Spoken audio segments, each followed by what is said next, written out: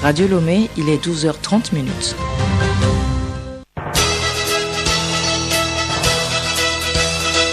Le journal Hélène Assabi. Mesdames et messieurs, bonjour. Merci de capter Radio Lomé à l'heure du grand journal de la mi-journée. Au sommaire, fin hier du programme présidentiel de protection sociale en milieu scolaire Scolassure, plus de 2 millions d'élèves ont été pris en charge dans le cadre de ce programme. Mise en œuvre du plan sectoriel 2020-2030 au profit des personnes handicapées au Togo. La FETAF sensibilise les acteurs impliqués dans l'éducation sur le projet. Et puis sport football éliminatoire mondial Qatar 2022, jour de match pour les éperviers du Togo. Les poulains de Paulo Duarte en ordre de bataille affrontent cet après-midi à 16h au stade Lat Dior de Thiès, les Lions de la Teranga du Sénégal.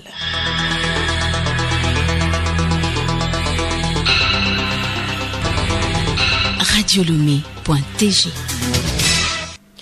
Mesdames et messieurs, une fois encore, bonjour. La chef du gouvernement, Madame Victoire Toméga Dogbe, s'est entretenue hier avec Aboubakar Koïcha, représentant résident du programme alimentaire mondial PAM au Togo. Cette visite intervient après l'ouverture de la représentation nationale du programme en janvier dernier à Lomé. Les discussions ont porté notamment sur les activités que mène le PAM au Togo, les dispositions prises par la dite institution en lien avec la crise sanitaire et son soutien à la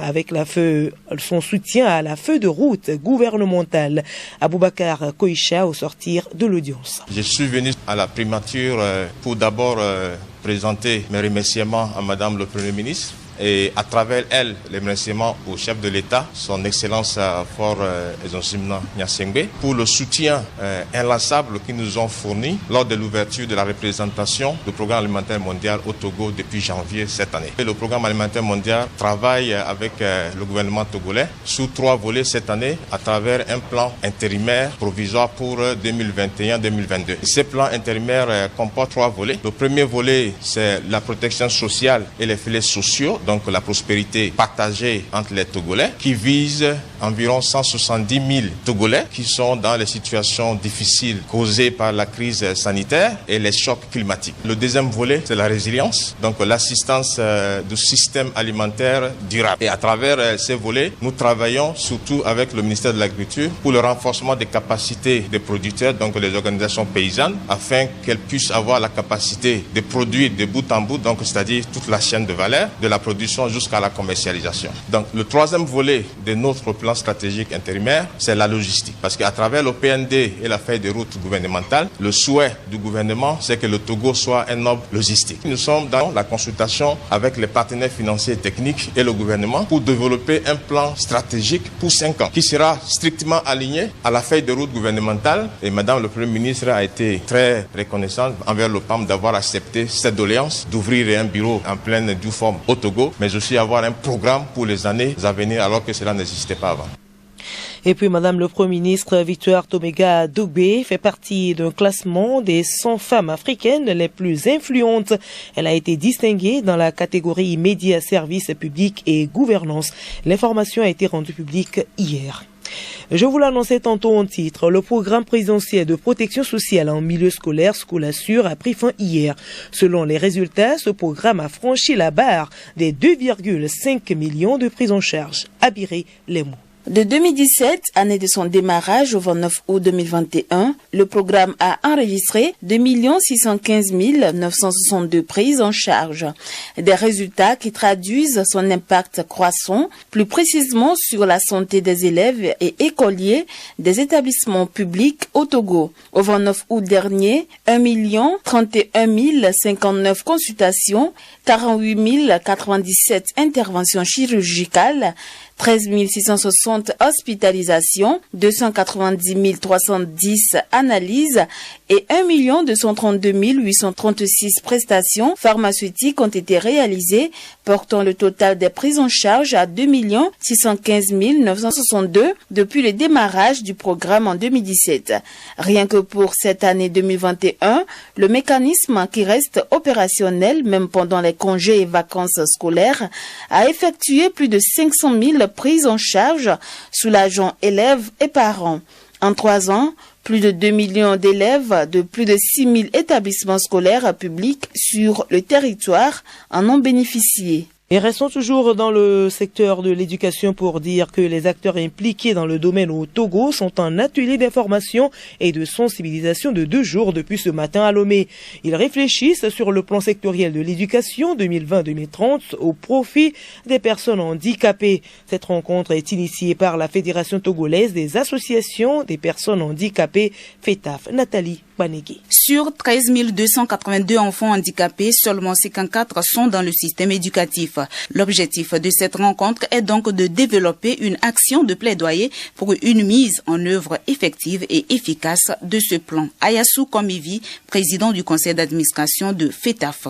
Avec l'adoption du plan sectoriel de l'éducation 2020-2030, sur tous les aspects d'inclusion, nous avons jugé utile qu'il faut partager ce plan sectoriel de l'éducation et les actions des différents acteurs afin que nous soyons au même niveau d'information et qu'on puisse bâtir un document de plaidoyer qui nous permette de façon coordonnée, cohérente, engager des discussions avec les autorités pour permettre à ce que sur le terrain, il y ait une déclinaison effective pour la mise en œuvre efficace du plan sectoriel de l'éducation. La démarche est appuyée par l'ONG Plan International Togo, ici représentée par Alaka Adjoa, coordinatrice du projet de la promotion du droit à l'éducation inclusive pour les enfants handicapés. Nous avons commencé cette collaboration depuis 2006 à travers plusieurs projets et aujourd'hui pour la promotion de l'éducation inclusive pour les enfants au Togo, c'est toujours ensemble avec la FETAF et leur association membres que nous faisons le travail sur le terrain. Il y a un partenariat qui a été signé sur le projet de promotion du droit à l'éducation des enfants handicapés au Togo. Nous avons des activités de sensibilisation, des activités de formation des acteurs clés et des activités de plaidoyer. Tous les acteurs sont unanimes. Le handicap ne doit pas être considéré comme une fatalité au Togo. Des recommandations seront formulées et remises à qui de droit. Écoutez Radio Lomé sur le web sur le www.radiolomé.tg. Les résultats de la prévision saisonnière de la petite saison des pluies au sud du Togo ont été présentés hier. L'initiative est de la Météo Togo. L'objectif est d'alerter la population sur un démarrage tardif anormal dans toute la zone méridionale du pays. Docteur Issa Latifou, directeur général de la Météo Togo. On aura une fin tardive sur l'ensemble de la zone sud Togo, sauf l'ouest des plateaux où on aura une fin précoce. Donc cela voudra dire que l'ouest des plateaux aura une saison, cette fois-ci, une saison courte. Donc il va falloir essayer de donner des conseils, de donner des orientations aux agriculteurs, de pouvoir choisir les variétés les plus de cycle court et de pouvoir déjà semer pour les premières pluies qui vont commencer par tomber. Par rapport aux écoulements maintenant au niveau des bassins, donc sur le lac, dans le bassin du lac Mono et du lac Togo, et puis le bas Mono, on aura une situation qui va aller d'excédentaire à normal. C'est-à-dire il va falloir faire attention au débordement des eaux et il va falloir faire attention au risque d'inondation. Face au risque d'inondation, des recommandations ont été faites. Anyagacha, chef division agro-météo. Chaque producteur agricole a ses choix, mais dans le choix, il faut vraiment privilégier les variétés à cycle court parce que la petite saison, elle ne dure que 3 mois ou 3 mois et demi environ. Et donc il faut choisir, c'est en fonction de la durée là, il faut choisir donc la spéculation que le paysan veut mettre en place. Également, comme je le disais, les séquences sèches, c'est-à-dire les pauses pluviométriques les plus longues, que ce soit en début ou vers la fin de la saison, seront un peu longues. Et donc, c'est en ce sens qu'il est conseillé de promouvoir les variétés résistantes ou tolérantes au stress hydrique. Maintenant, par rapport au risque d'inondation qui est là, il faut éviter au cours des activités champêtres de faire les baignades dans les cours d'eau, faire beaucoup attention au niveau de la traversée de ces cours d'eau-là.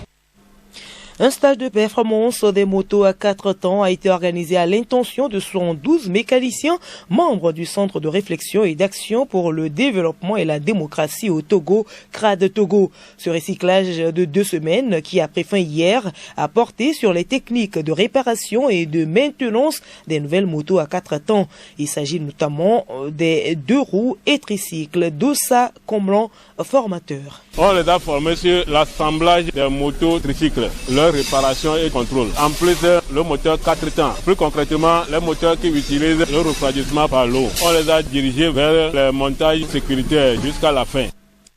Selon les bénéficiaires, ce stage est venu à point nommé. Kéou Jean-Luc, porte-parole. C'est quelque chose de très intéressant. Avec cette formation, je promets transmettre ça à mes apprentis et aider ceux qui n'ont pas eu la chance de participer à la formation à approfondir leurs connaissances.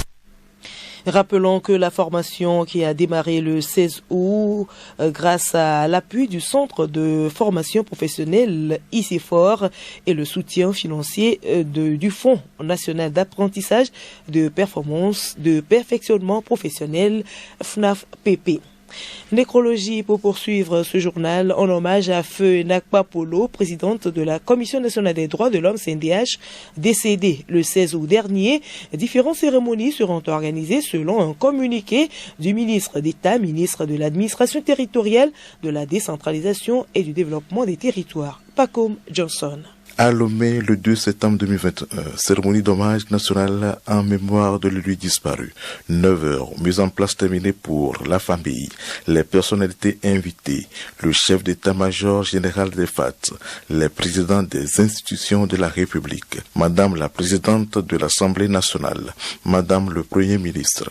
9h55, arrivée de son Excellence Monsieur le Président de la République. 10h, début de la cérémonie. À Kandé, le 4 septembre 2021, obsèque de Feu Nakpa Polo, présidente de la CNDH. 9h, mise en place terminée pour la famille et les personnes accompagnatrices, les personnalités locales, les personnalités nationales invitées.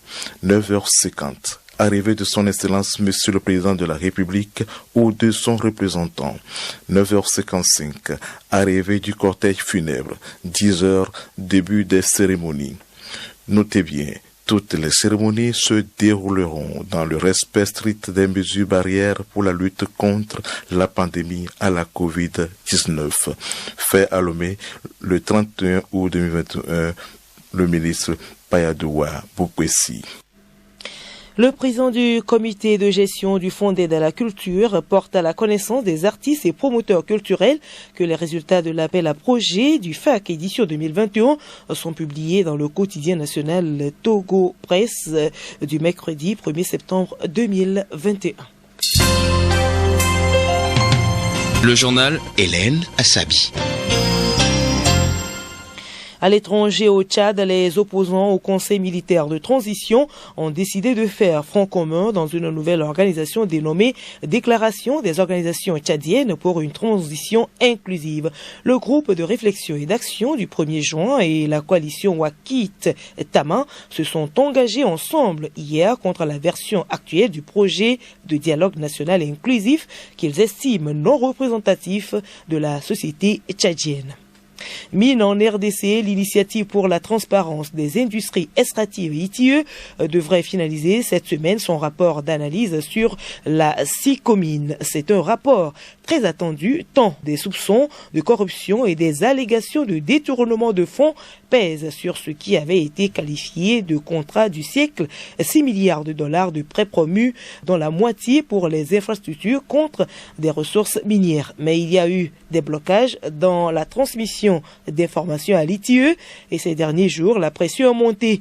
La GCAMINE, la société minière d'État congolaise, a fini par remettre des documents inédits. Protection de l'environnement en Guinée, la bouteille de gaz butane est moins chère à partir de ce mercredi 1er septembre. C'est le résultat d'une négociation entre l'État et 5 opérateurs. 5 opérateurs donc, objectif affiché, doper la consommation pour diminuer l'utilisation du charbon et la coupe du bois.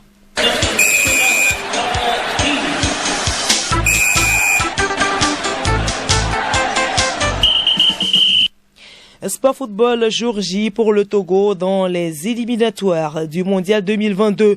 Pour le compte de la première journée, les éperviers affrontent ce mercredi à partir de 16h les Lions de la Teranga du Sénégal. Le capitaine Jane Dakonam est confiant. Sibi Lawson. Le défenseur togolais croit effectivement aux chances du Togo dans cette rencontre. Un nouvel ère pour les éperviers qui augure un bel avenir. Jane Dakonam. C'est une nouvelle ère pour nous avec la venue d'un nouveau staff et une équipe très jeune. Donc je peux dire que présentement, on a une équipe plus ou moins homogène. On est là pour apprendre. Donc je crois qu'on est prêt pour le match. Même si l'absence de certains pèsera lourd, ceux qui sont présents sont prêts à tout donner. Une équipe, ça se joue pas seul. La raison pour laquelle on appelle ça une équipe, il y avait une liste, donc on a eu des blessés et d'autres joueurs qui ne sont pas arrivés. Cela portera sûrement un coup sur nous. Mais en fin de compte, on a 23 joueurs, des guerriers, qui sont prêts à tout donner pour la nation. Prêts à tout donner pour la nation, et même si en face le Sénégal semble favori, les poulains de Paulo Duarte vont jouer l'outsider. Retrouvons le capitaine des éperviers. Nous sommes en face d'une équipe solide, il y a des qualités individuelles et des qualités collectives. Donc on s'attendait pas à mieux. Ils ont aussi un effectif qui est là. Le Sénégal pas favori, mais on est là pour jouer l'outsider. Enfin, Jane Dakonam termine sur une note d'espoir. On est là pour représenter le pays dignement et je crois qu'avec cet engouement, on fera de très bonnes choses. Le Togo est donc prêt pour ce match Sénégal-Togo qui se disputera cet après-midi sous le coup de 16h GMT au stade Lat Dior de Thiès. Un quatuor tunisien dirigera la partie et Radio Lomé vous fera vivre en direct ce match. Allez les éperviers. Justement, la direction de Radio Lomé porte à la connaissance de ses aimables auditeurs qu'en raison du match Togo-Sénégal qui sera retransmis en direct sur ses antennes, les programmes subiront une légère modification. De 15h30 à 14h45, les avis et communiqués en EV. 15h45 à 16h, avis et communiqués en Kabyé. La direction de Radio Lomé vous remercie pour votre fidélité d'écoute. Radio Lomé, la station du plaisir. Et puis, résultat de l'autosport numéro 8 de ce jour. Il s'agit des numéros suivants. 1, 3, 4, 5, 8, 10, 13, 14, 15, 21, 25, 29, 30, 32, 40, 45, soit 16 matchs nuls.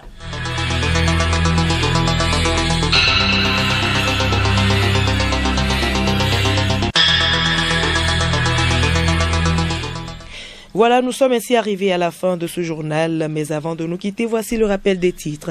Fait hier du programme présidentiel de protection sociale en milieu scolaire Scolassure, plus de 2 millions d'élèves ont été pris en charge dans le cadre de ce programme. Et puis mise en œuvre du plan sectoriel de l'éducation 2020-2030 au profit des personnes handicapées au Togo, la FETAF sensibilise les acteurs impliqués dans l'éducation sur le projet. Et puis sport football éliminatoire mondial Qatar 2022, jour de match pour les éperviers du Togo.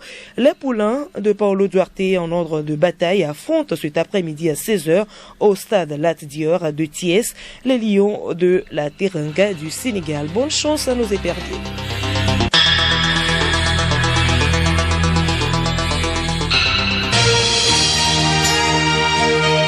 Radio Lomé, boîte postale 434, email radiolomé@radiolomé.tg. radiolomé.tg